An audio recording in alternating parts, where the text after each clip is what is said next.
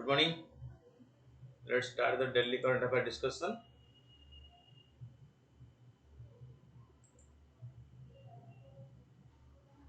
The first topic is about the Artemis Accord.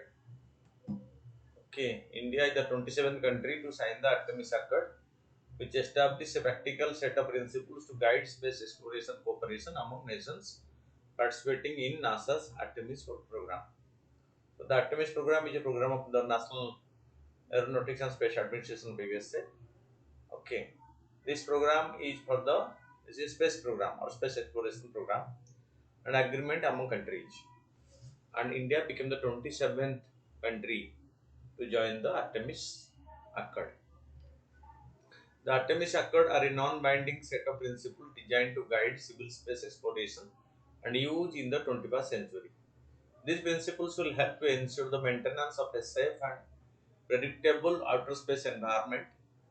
NASA, in accordance with the US Department of Space, established the NASA that Artemis Accord in 2020 together with 7 other founding member nations.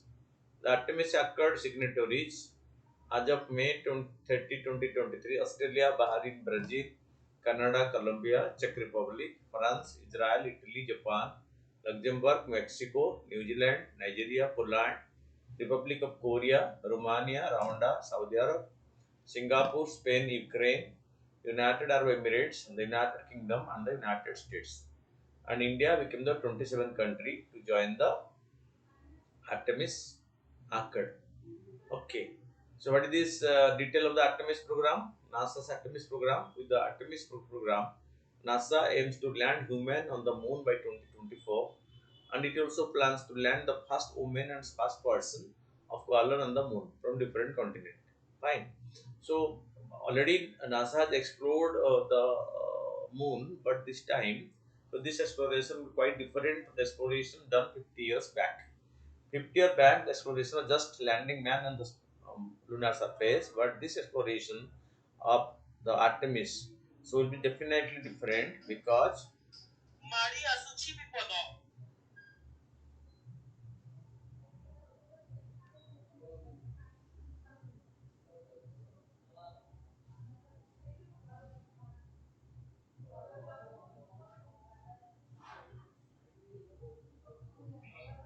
okay. So NASA's Artemis program. Okay, with this mission, NASA aims to contribute to scientific discovery and economic benefits and inspire a new generation of explorers. Principal peaceful purposes consistent with the Outer Space Treaty, the Artemis Accord affirmed that cooperative activity should be exclusively for peaceful purpose and in accordance with the international law. Transparency. Artemis Accord signatories are committed to the broad dissemination of information regarding their respective national space policies and space exploration plans in advance accordance with their national rules and regulations. Interoperability. Interoperability enhances the potential for space exploration that is safe and robust among cooperative nations. Emergency assistance. Accord signatory commit to taking all responsible efforts to render necessary assistance to personnel in outer space who are in distress and acknowledge their obligations under the agreement on the rescue of astronauts and return of astronaut and the return of objects launched into outer space. Registration of space objects. Appropriate registration of space object can help to mitigate the risk of harmful interference. The Artemis Accord reinforced the importance of meeting the obligation under the registration convention. The release of scientific data, sharing scientific data with the global community in a timely and transparent manner is also another object of the Artemis mission. Okay.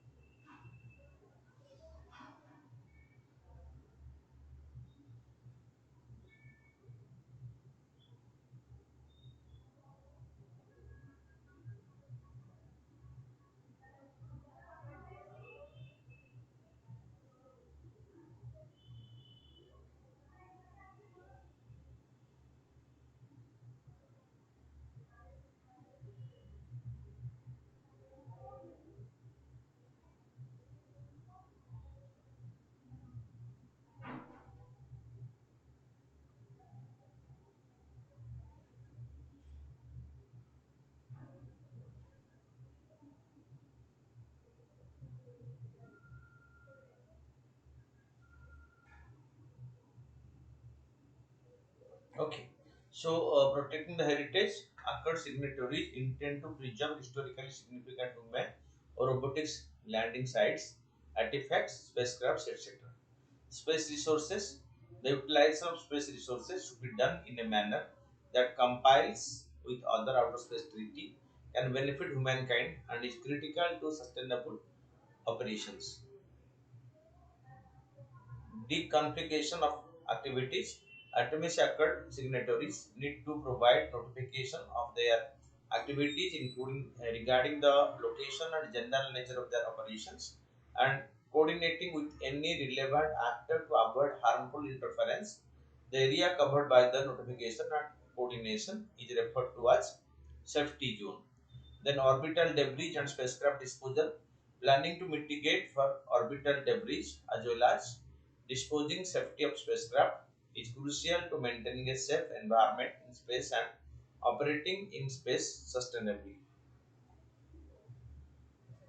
In case of India, during this state visit to the United States this week, Prime Minister Narendra Modi signed the Atomic Accord with the National Space Administration as confirmed by the White House. This agreement holds significant importance for India to establish itself as a global space power because India is already a space power and India has a diversified space program from satellite to launch vehicles.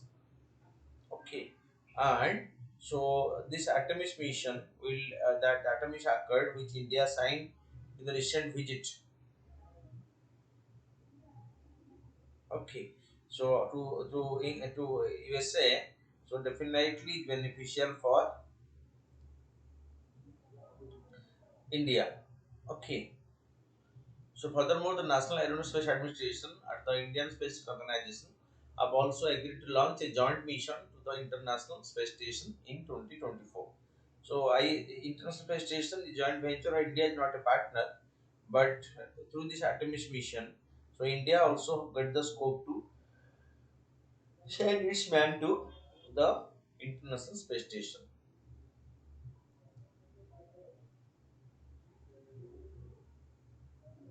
Okay, why joining the Artemis Accord is an important step for India? Why it is so important for India? Fine.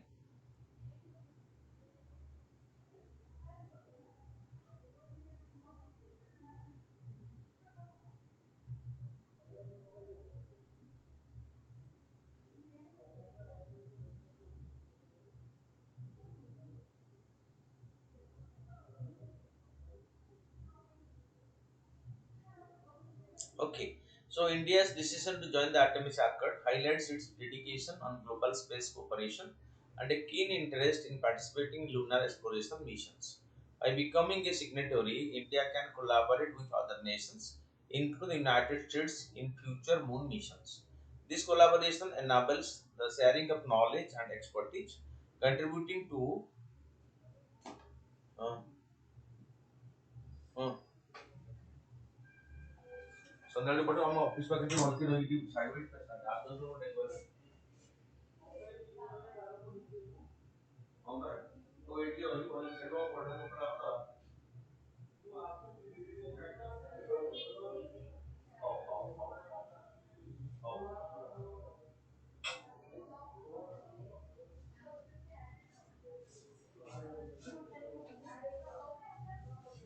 गाड़ी अच्छी होता था पढ़ रहे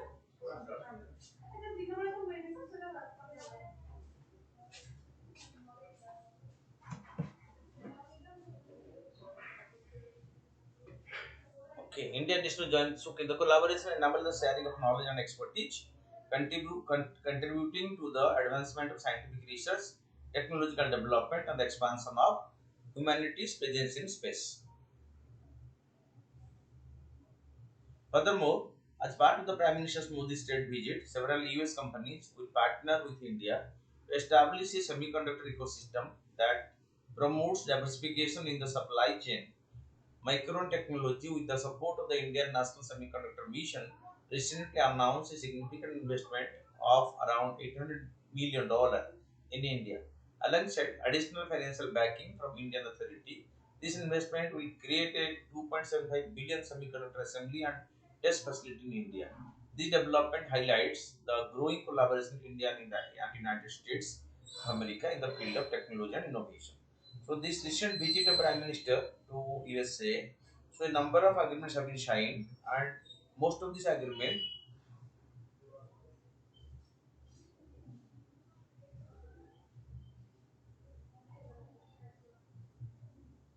okay, because so most of the agreements are on high technology, and high tech being the most important domain right now. So the cooperation in high technology between India and USA will revolutionize the technological domain in India.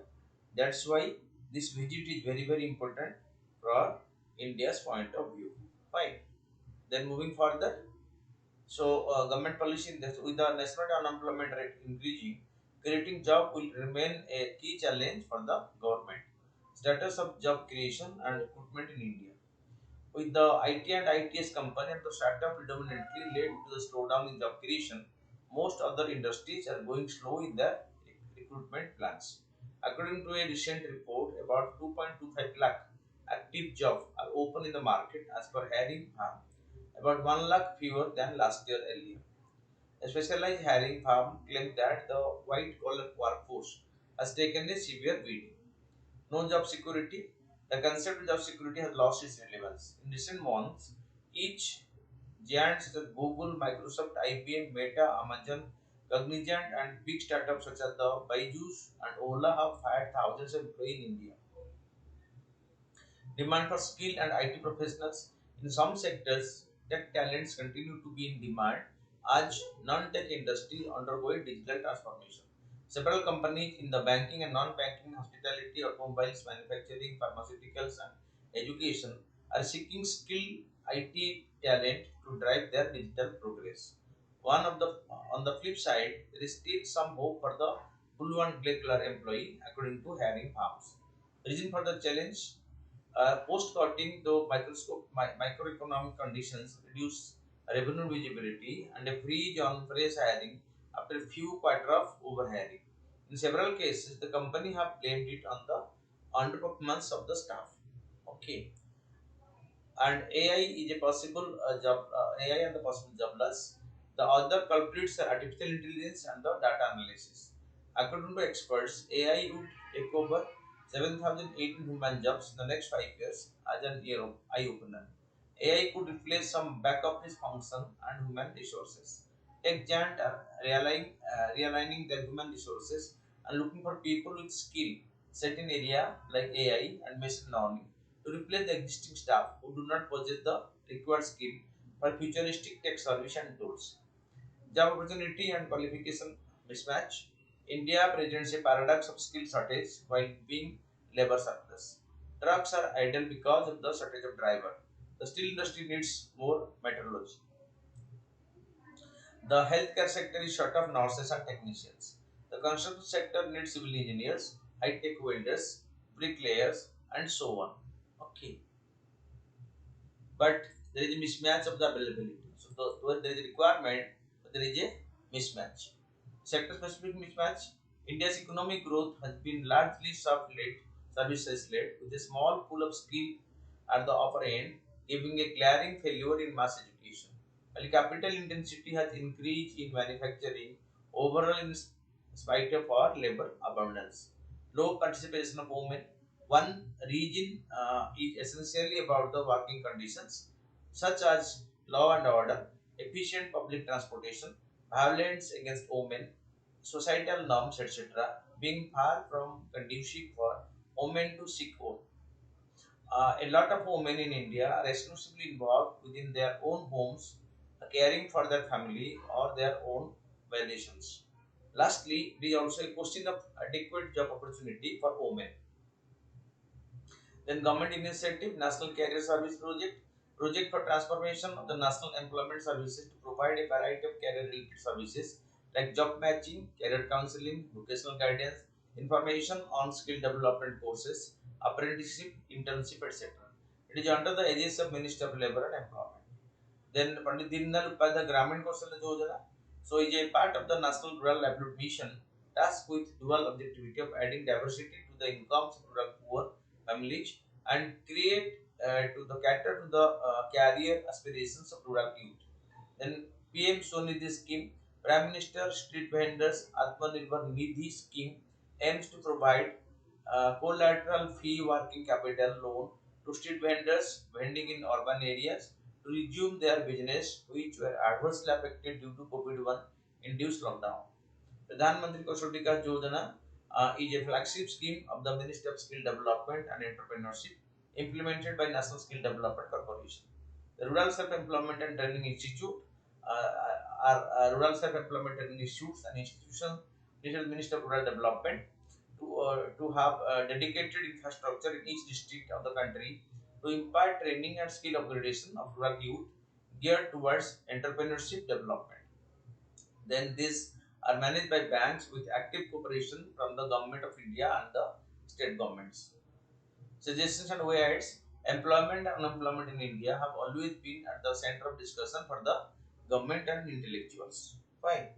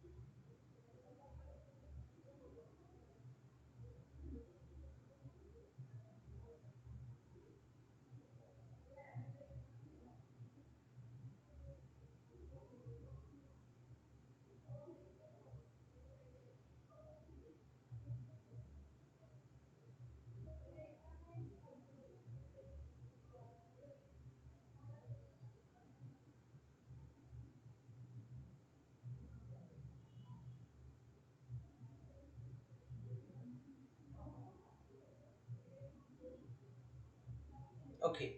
So, employment and unemployment in India have always been at the center of discussion for the government and the intellectual alike. Employment in itself comes with some of its own issues like lack of decent working conditions, exploitation of employees, absence of decent remuneration, etc. What can be done? Quality of education should be the cornerstone of government and people alike. A favorable policy environment for business to start and grow with each and a bigger footprint in international market would help. This time we take the skill development initiative undertaken by the government to be implemented effectively.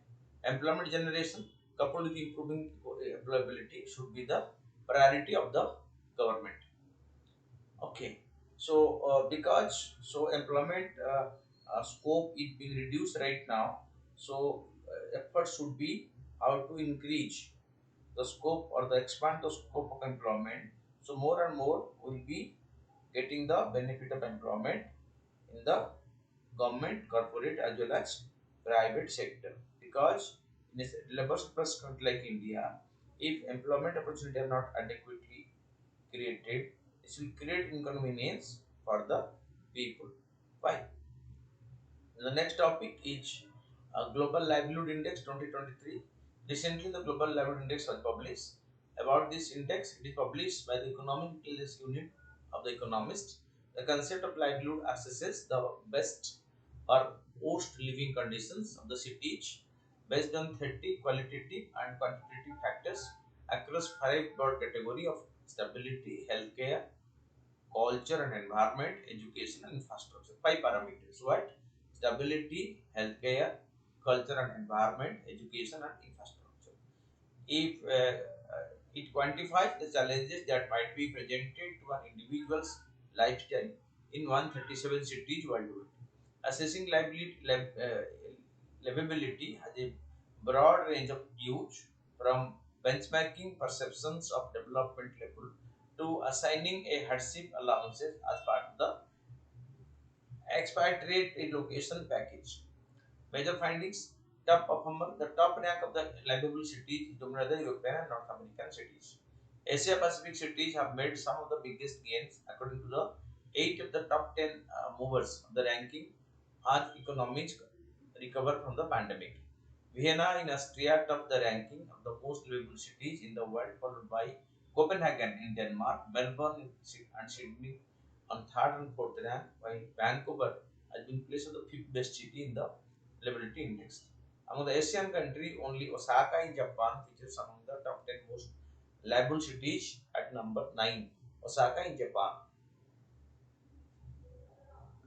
Post performance: Damascus in Syria, Tripoli in Libya are still at the bottom of the list, held back by social unrest, terrorism, and conflict. However, while Damascus has seen no improvement since last year, scores for Tripoli and other cities in the bottom 10 have improved as the pandemic has receded. Key analysis: at the end of COVID restrictions, the livability index has shown a noticeable improvement across the world. The average index score among all 172 cities has now reached 76.2 out of 100. That EIU livelihood index has risen significantly in the 2023 survey, reaching a 15-year high as the world moves on from the COVID-19 pandemic, and healthcare and education score improve in many cities in Asia and the Middle East and Africa. However, scores for stability have slipped backward since last year amid several instances of civil unrest around the world. The war in Ukraine and the resulting economic and political disruption are affecting livability in many European cities. From India, New Delhi and Mumbai are at 141th position and Chennai at 144th position. Ahmedabad and Bangalore are ranked at 147 and 48 respectively in the list. Then the Johar Rice, scientists at the Institute of Advanced Study in Science and Technology, an autonomous institute of Department of Science and Technology, explain the nutritional property of aromatic Johar rice. But is Johar rice? It is an indigenous rice of Assam. It is unique in aroma, grain characteristics, and distinct from other aromatic rice like the basmati. It is grown in Sali, Kharif season. Major Johar variety includes in this area are Ola Jora, uh, Ketaki Jora, Bokul Jora, and Kunkuni Jora. The rice is also rich in several antioxidants, flavonoids, and phenolics. It has got geographical indication tag. A recent study revealed that it has got the GI tag. This rice variety has two unsaturated fatty acid, linoleic acid, and the linoleic omega 3 acid. These essential fatty acids, which human cannot produce, can help maintain various physiological conditions. Omega 3 fatty acid prevents several metabolic disorders such as the diabetes, cardiovascular disease, and the cancer. It can also prove to be effective in lowering blood glucose and preventing diabetes onset in diabetic rates. The Zircon missiles. The commander-in-chief of the Russian Navy recently announced that all new Russian Navy frigates and Corvette-class vessels will be equipped with the hypersonic Zircon missiles. What are Zircon missiles? The M3M22 Zircon or the SSN-333 is a maneuvering anti-ship hypersonic cruise missile developed in Russia. It can reach speed of over 9,500 kilometers per hour, around 9 times faster than the speed of sound. It is a two-stage missile that uses solid fuel in the first stage and a scramjet motor in the second stage. It can accurately pinpoint target at a range of more than 1000 km or 620 miles. Guidance system: active and passive data seeker. Hypersonic cruise missile is a type of missile that is designed to travel at extremely high speed, typically 5 times the speed of sound. They are powered by rocket engines and are typically equipped with guidance system to help them navigate to their targets. Next news about the Abor Wildlife Sanctuary. A recent black buck census by the Wildlife Institute of India stated that the black bucks are on the verge of extinction in Punjab. About the Abbar Wildlife Sanctuary, it is located in the state of Punjab. The entire area of the sanctuary is private or community owned land of 33 Bishnoi village. So, Albagia, Albaca, Acavia, Nicotia, Ajataura, Indica, etc. And the flora, fauna, wild bear, blue funa, bull, porcupine, hare, jackal, etc. available there. Or they are over there. Key facts about this black buck: it is the sole extant member of the genus Antelope found in India. It lives mainly in open grassland or dry deciduous forest.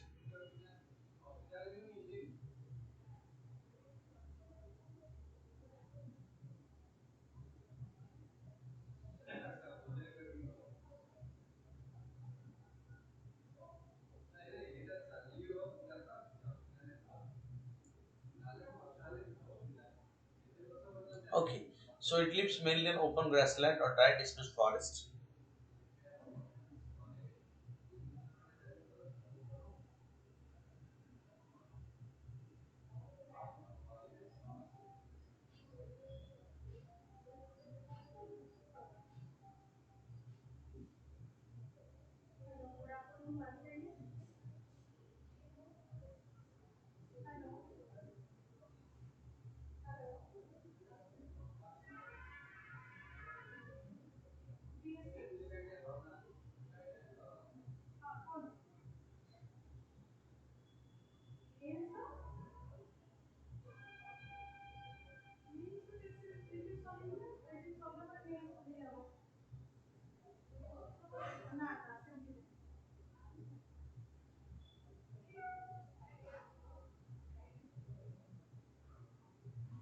Okay, so it is the sole extant member of the genus Antelope found in India. It lives mainly in open grassland or dry deciduous forest. The antelope is native to and found mainly in India, with small population in Nepal and Pakistan. It is widespread in the states of Rajasthan, Gujarat, Madhya Pradesh, Tamil Nadu, Odisha, and other areas through the peninsular India. You can see in Ganjam district of Odisha, they are available. It has been declared as a state animal by the government of Punjab, Haryana, and Andhra Pradesh. Conservation status: the IUCN Red List. At that red list concern. Okay, Wildlife Protection Act 1972, Schedule 1, cites Appendix 3. It is the status of this particular animal. Then PM gifted the Tin Principal Upanishad book to Biden. Prime Minister Narendra Modi gifted US President Joe Biden a first edition print of the book, The 10 Principal Upanishad, during his visit to the White House. The book is an English translation of the Indian Upanishad, co-authored with Sri Purohit Swami and published by Yates in 1937. Yates has a lifelong fascination with Indian philosophy and literature, and his interest in the Upanishad led to the co-translation. The book is considered one of the best translations, aiming to retain the original text essence while being accessible to general reader. What are the Upanishad? Upanishads are one of the four texts that together compile each of the Veda, Rig Veda, Yajurveda, Samveda, and Atharva Veda in a collection of poems and hymns written in Sanskrit.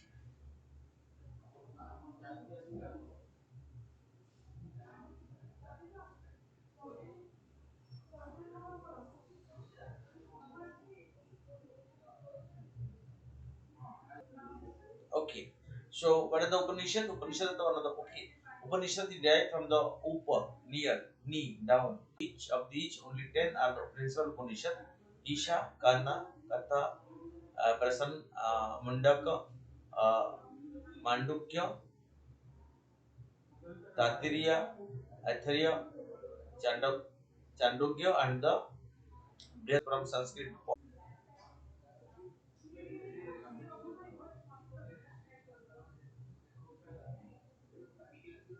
Okay.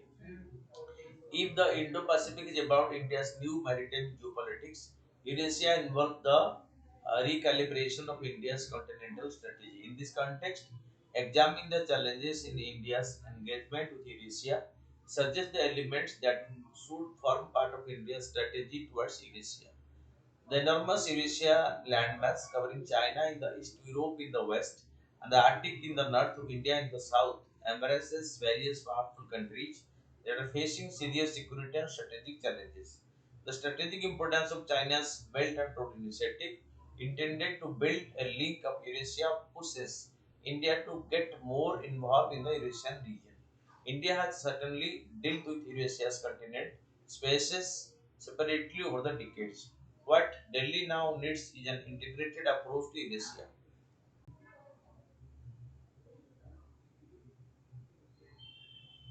Okay. So, importance of Eurasia, regional stability, emerging threats like the ISIS combined with the region's porous border in Central Asia, and the problem of drugs and arms necessitates achieving stability in the region.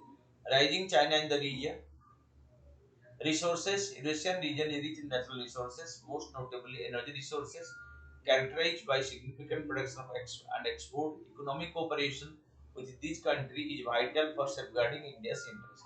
Energy security, the Eurasian states are prospective long-term partners in energy, oil, natural gas, and natural resources that includes uranium and iron ore.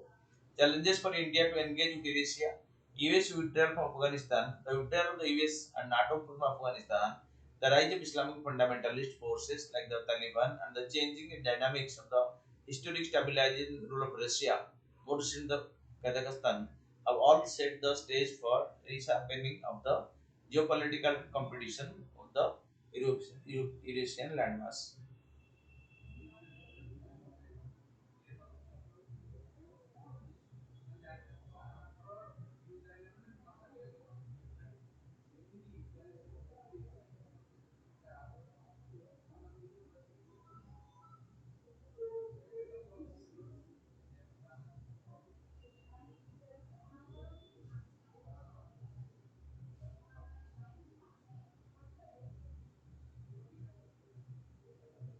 Okay.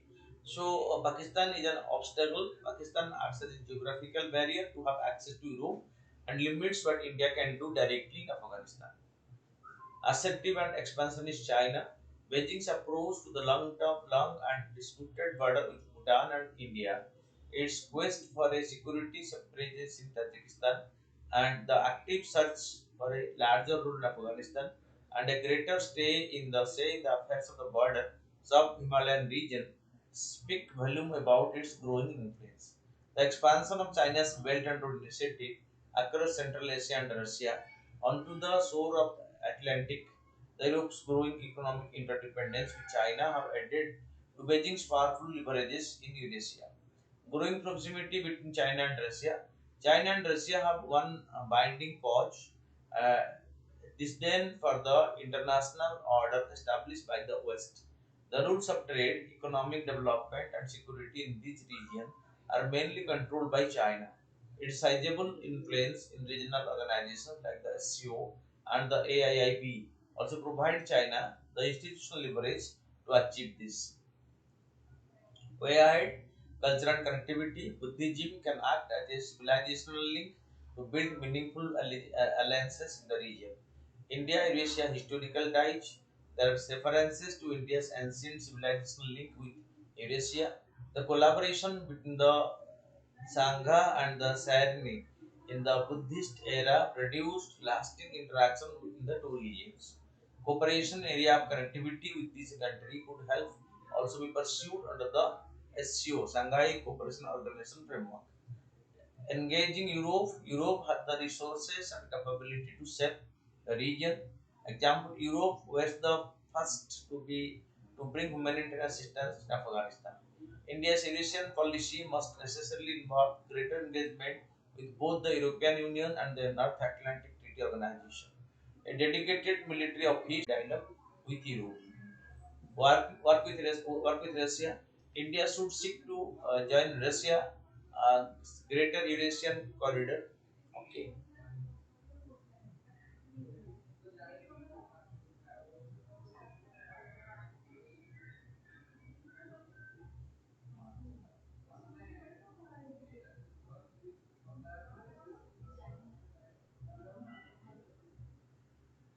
Okay.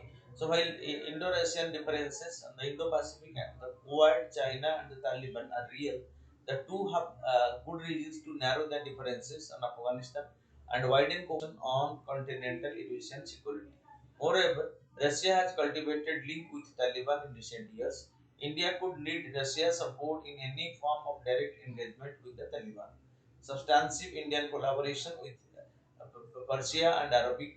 If Persia's means Iran's location make it critical and crucial for the future of Afghanistan and Central Asia.